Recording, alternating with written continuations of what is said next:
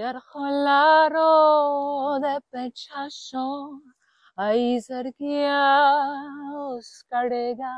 سیمین تندر با موسیقی به اصل خویش سفر می کند.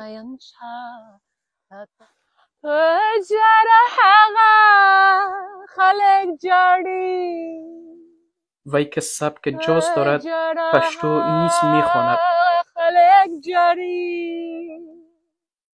Yarkhollaro de pechashon aizargiaos kadega.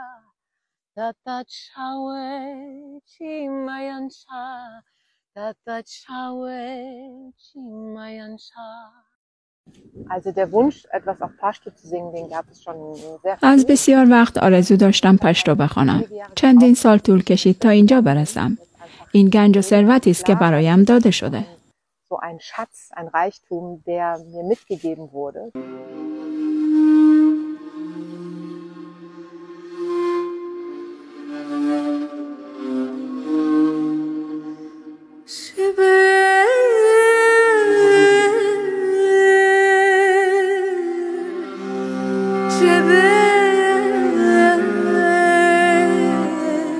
پدر سیمین افغان و مادرش آلمانی است.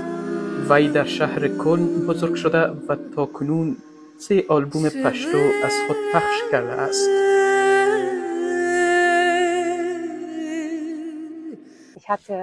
در نخستین آلبومم کمک بزرگی از یکی از دوستان پدرم دریافتم.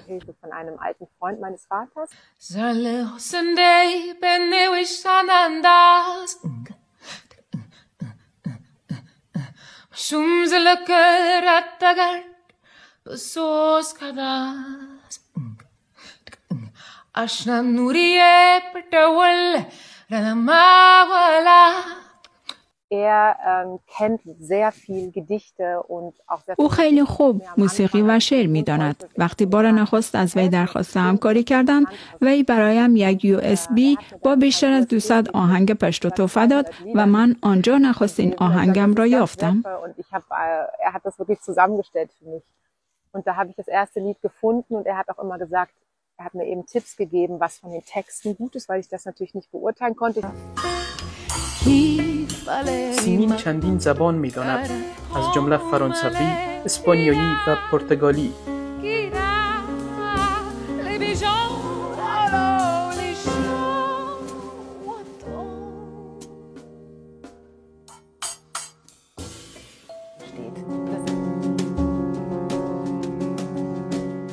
وی از اروپا و آسیا تا آفریقا و امریکا با موسیقی روی استیج رفته است.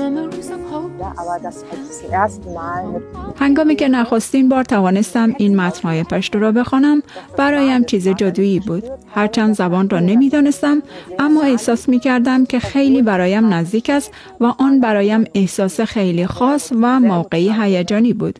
آن شعری بود در مورد اشتیاق به عشق و وطن.